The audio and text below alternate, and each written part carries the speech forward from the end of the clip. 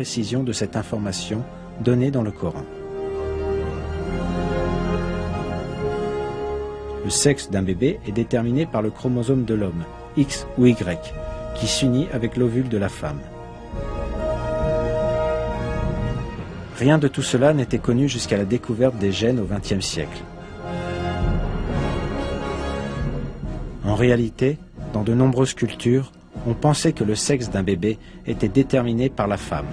C'est pourquoi les femmes étaient blâmées quand elles donnaient naissance à des filles. 14 siècles avec la découverte des gènes humains, pourtant le Coran révélait une information qui réfutait cette superstition, en indiquant que l'origine du sexe reposait non pas chez la femme, mais dans le sperme tiré de l'homme. Ceci parce que le Coran est la parole de Dieu.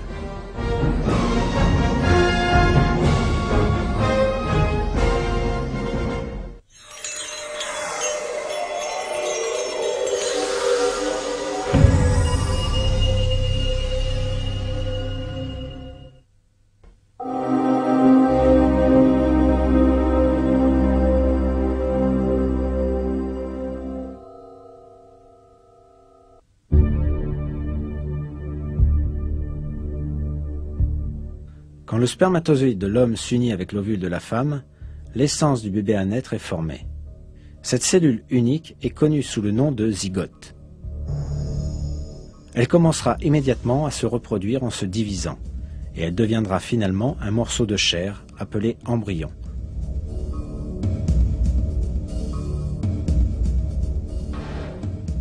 L'embryon, cependant, ne passe pas sa période de développement dans le vide.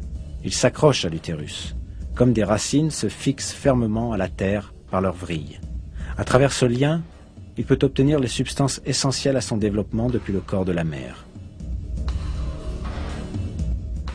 Ici, un miracle important du Coran est révélé. En parlant de l'embryon qui se développe dans l'utérus de la mère, Dieu utilise le mot « alaq » dans le Coran.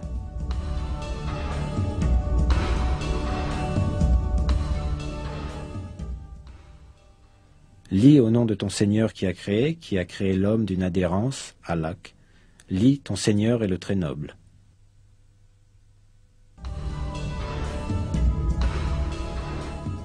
La signification du mot alaq en arabe est une chose qui s'accroche à un endroit. Très certainement, l'utilisation d'un mot aussi spécifique pour désigner l'embryon se développant dans l'utérus de la mère prouve une fois de plus que le Coran est la parole de Dieu, le Seigneur de tous les mondes.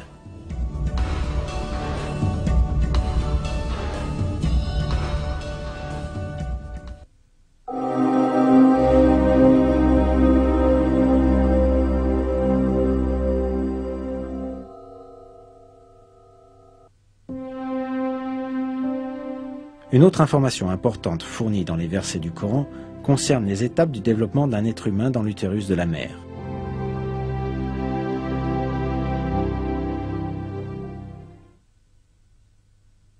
Ensuite, nous avons fait du sperme une adhérence, et de l'adhérence, nous avons créé un embryon. Puis de cet embryon, nous avons créé des os, et nous avons revêtu les os de chair. Ensuite, nous l'avons transformé en une toute autre création. Gloire à Dieu, le meilleur des créateurs.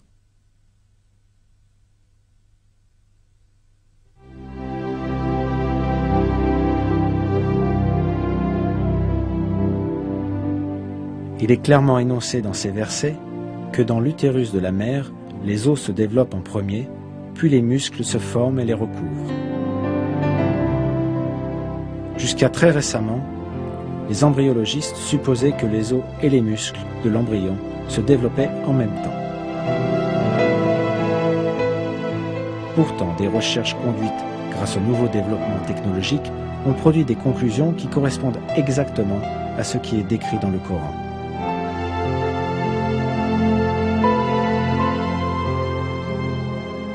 D'abord, le tissu cartilagineux de l'embryon s'ossifie. Puis les cellules musculaires qui sont sélectionnées dans le tissu entourant les os se rassemblent et viennent recouvrir les os. Cet événement est décrit dans une publication scientifique intitulée Developing Human, l'humain en développement de cette façon. La forme du squelette détermine l'apparence générale de l'embryon au cours de l'étape de formation des os à la 7e semaine. Les muscles ne se développent pas au même moment, mais leur développement commence peu de temps après. Les muscles prennent position autour des os dans tout le corps et par conséquent, ils les habillent. Ainsi, les muscles prennent leur forme et leur structure bien connue. L'étape de l'habillage avec des muscles survient au cours de la 8e semaine.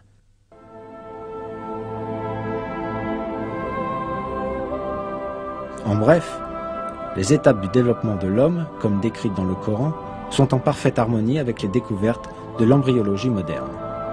Le professeur honoraire Keith Moore, du département d'anatomie et de biologie cellulaire de l'université de Toronto, un des plus éminents embryologistes du monde, est un de ceux qui identifia ce miracle dans le Coran.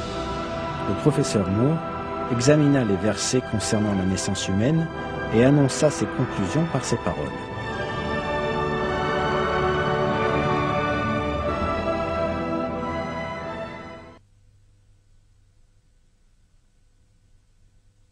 Il m'a été très agréable d'aider à clarifier les indications du Coran concernant le développement humain. Il est clair à mes yeux que ces indications doivent avoir été communiquées au prophète Mohammed, paix et bénédiction sur lui, par Dieu, ou Allah, car la plupart de ces connaissances n'ont été découvertes que plusieurs siècles plus tard.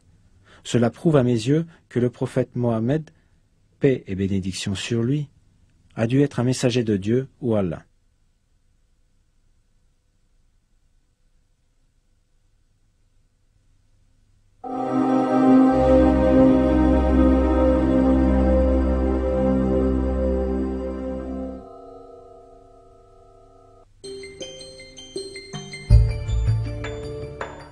Les personnes qui restent couchées dans la même position pendant de longues périodes rencontrent de sérieux problèmes de santé.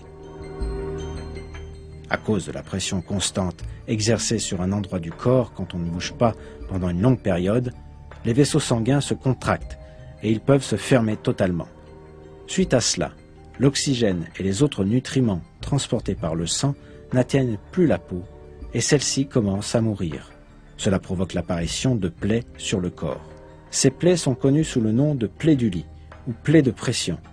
Ces plaies, qui se forment sous la peau ou les tissus, peuvent atteindre de graves dimensions si elles ne sont pas traitées. Si elles s'infectent, elles peuvent même mener à la mort. La chose la plus saine à faire, par conséquent, est de changer fréquemment la position du corps afin de réduire cette pression. Les patients qui ne peuvent se déplacer eux-mêmes reçoivent donc une attention particulière et d'autres personnes les déplacent toutes les 2 heures. On n'a réalisé l'importance du mouvement au cours du sommeil qu'au cours du XXe siècle. Mais une information soulignant cette importance a aussi été placée dans le Coran, la parole de Dieu.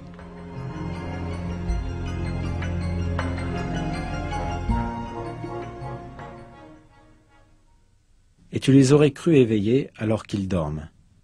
Et nous les tournons sur le côté droit et sur le côté gauche. Le verset ci-dessus fait référence aux compagnons de la caverne, lesquels restèrent endormis pendant des centaines d'années.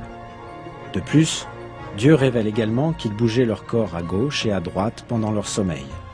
Le fait que ces données médicales qui ont été découvertes au cours de notre propre siècle étaient notées dans le Coran est sans aucun doute un autre de ces miracles.